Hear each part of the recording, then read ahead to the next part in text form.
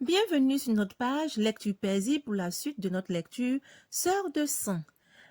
Je vous demanderai de ne pas oublier de liker abondamment la vidéo, de vous abonner surtout à ma page ainsi qu'à ma page YouTube Lecture paisible. Comme ça, lorsque la vidéo se coupera sur TikTok, vous pouvez toujours prendre la suite de la vidéo sur YouTube. Sur ce, je vous dis bonne lecture. Chapitre 8. Les 2 semaines d'Hector Milandi à Abidjan tiraient à leur fin. Dans 3 jours, il devait retourner à Paris et commencer sa vie professionnelle. Il avait le cœur serré à l'idée de laisser Chana derrière lui, mais qu'y pouvait-il? Chana, de son côté, n'épargnait aucun effort pour donner le change, jouant les filles courageuses et sûres d'elle. En fait, elle souffrait du même mal qu'Hector, que quelqu'un d'autre lui souffre l'objet de sa passion. Toute la journée, du moins, ces derniers temps, les amoureux ne se quittaient que pour aller dormir. En effet, Chana accompagnait Hector partout, dit merci, fait ses adieux aux uns et aux autres, sans oublier les emplettes pour sa famille et ses quelques rares amis qui l'attendaient à Paris. Mikenian, revenu à Bruxelles depuis peu, avait commandé des vêtements et sa campagne pour ses nouveaux amis finlandais, et Chana avait l'intention de les lui faire poster par Hector une fois qu'il serait à Paris. Aujourd'hui, c'était un jour spécial. Après les courses, il passerait l'après-midi au campus du plateau. Les mains de Chana tremblaient rien que d'y penser. Elle se demandait si elle saurait résister à Hector, dont elle savait qu'il n'en s'en irait pas sans lui demander une preuve d'amour. Elle avait jusque-là fait tout ce qui était humainement possible pour éviter d'en arriver là, mais à quelques heures du départ, lorsque Hector vint la chercher à la maison paternelle, elle embarqua l'heure de déjeuner pour ne pas avoir de soucis de ce côté-là. Hector lui avait fait faire le tour des meilleurs restaurants de la capitale les jours où ils étaient particulièrement occupés. Mais aujourd'hui, c'était, on le sait, un jour vraiment spécial. Dès 11 heures, ils étaient à la cité universitaire comme prévu. Chana avait allumé le grand ventilateur étonnamment silencieux qu'elle s'était acheté il y a peu. Hector tombait les bras en croix sur le lit, ouvrit sa chemise, offrant ses pectoraux à la fraîcheur. Chana détourna rapidement le regard car la vue de ses muscles la troublait. Tandis qu'elle s'affairait dans la petite cuisine, Hector passa quelques coups de fil. Il rejoignit à temps Chana pour l'aider à mettre le couvert, c'est-à-dire à préparer leurs plateaux respectifs. Après le repas, Hector et Chana écoutaient un peu de musique classique, chastement étendue côte à côte. De temps en temps, il lui passait les doigts dans les cheveux, mais ce n'était rien de bien méchant. Pourtant, Chana était tendue comme dans l'attente d'un orage qui menaçait, mais pas ouvertement. Tout à coup, Hector se leva et descendit du lit. Il reprit la place qu'il occupait précédemment, le fauteuil. Surprise, Chana se leva à son tour. Hector l'invita à s'asseoir et à l'écouter. Le ton sérieux du jeune homme l'effraya quelque peu. Elle s'exécuta. Chana, tu sais, la vie est étrange, dit-il de sa voix à la fois grave et suave. On ne sait jamais de quoi sera fait demain, car demain ne nous appartient pas. Mais Dieu nous a créés avec cette faculté d'espérer et de croire en un lendemain. Je savais que je rencontrerais des femmes en rentrant au pays, et je l'avoue, ça a été le cas.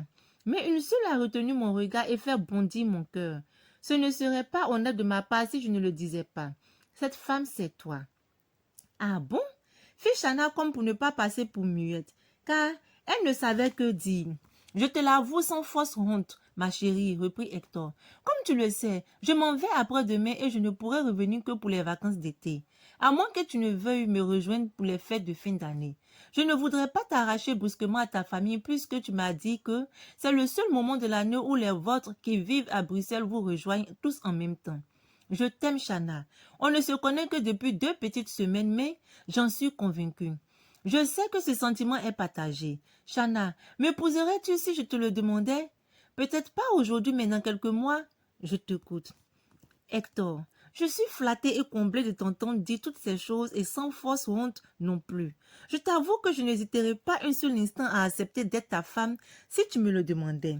Cependant, Hector chéri, il ne faut pas précipiter les choses. Donnons-nous le temps de réfléchir et de voir évoluer nos sentiments, répliqua Chana en personne responsable à son propre étonnement.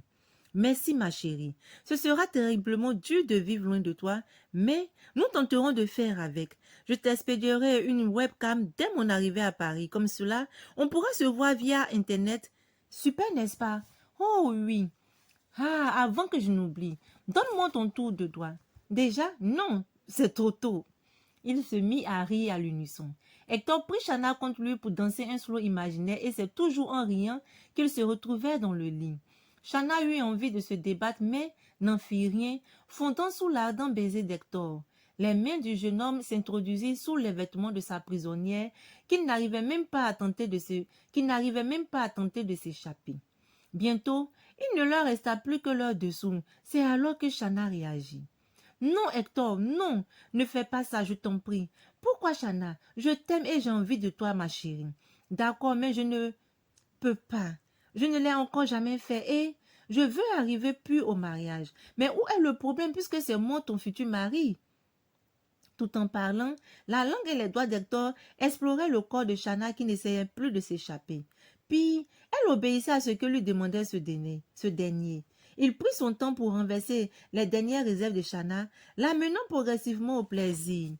Celle-ci céda au désir qu'elle avait par tous les moyens tentés d'endiguer. Elle offrit enfin à l'impérieuse virilité d'Hector l'innocence de son intimité. Merci, mon amour, furent les mots que prononça ce dernier avant de s'écarter légèrement de Shanna, dont il but les larmes qui avaient coulé. Profitant du sommeil d'Hector, Shanna descendit doucement du lit et entra dans la salle d'eau. Elle ne pouvait retenir ses larmes qui revenaient en force. Elle n'avait pu tenir sa promesse ni à sa mère ni à elle-même. Elle avait même désiré ce qui venait de se passer, même si elle avait redouté. Ce qui lui faisait le plus mal, c'était le fait qu'elle savait qu'elle ne pourrait plus faire machine arrière. Shanna appuya sur la pédale de la poubelle de douche et y jeta un Kleenex contenant le préservatif usagé et son emballage. Au moins, Hector avait pensé à les protéger tous les deux. La nuit commençait à tomber et il fallait songer à rentrer. Shanna et Hector, serrés l'un contre l'autre dans le lit, discutaient et riaient et s'embrassaient comme si le temps s'était arrêté. Se faisant violence, elle enjamba le grand corps de son amoureux et sauta à terre en riant. Il tendit la main pour la retenir, mais elle lui échappa. Elle ôta du cintre sa robe qu'elle avait accrochée pour ne pas la froisser et l'enfila par le bas, faisant encore rire Hector. Ce dernier se leva aussi et s'habilla. Il se chaussa tandis que Shanna refaisait sa natte qui lui tombait dans le dos. Une fois prêt, il sortit de l'immeuble et se dirigeait vers le parking en se tenant par la main. Joël, une camarade de lycée retrouvée ici, qui les voyait ensemble depuis quelque temps mais ne les approchait pas, fit un signe de la main à Shanna depuis sa fenêtre. Cette sacrée Joël. Josias et Mina furent soulagés de voir arriver Shanna et Hector. Ils avaient l'air si normaux que personne ne pensa à mal, même pas Josias. Celui-ci demanda d'ailleurs à l'un des domestiques de rajouter des couverts. Shanna, qui n'avait pas très faim, allait décliner l'offre lorsqu'un coup d'œil d'Hector lui fit se raviser. C'était du poisson que l'on venait juste de retirer du grill et de l'igname bouilli. Hector ne cacha pas sa joie devant un tel menu, ce qui fit rire les autres, Shanna en particulier. Après le dîner, Josias et Hector échangeaient un bon moment sur les divers sujets jusqu'à ce que vienne l'heure de la séparation. Le jeune homme prit congé, promettant de repasser le lendemain.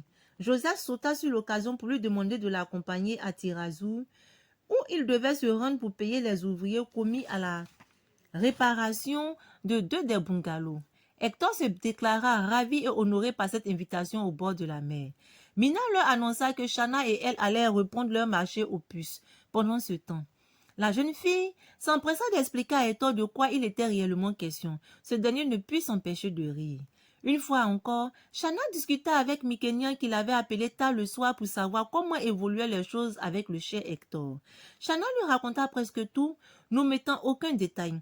Presque tout seulement. En effet, elle n'avoua pas à sa sœur que l'après-midi même elle avait franchi avec le bel Hector le pas fatidique. C'était leur secret à tous les deux. Elle se souvint des délicieux baisers d'Hector et en frémit rétrospectivement.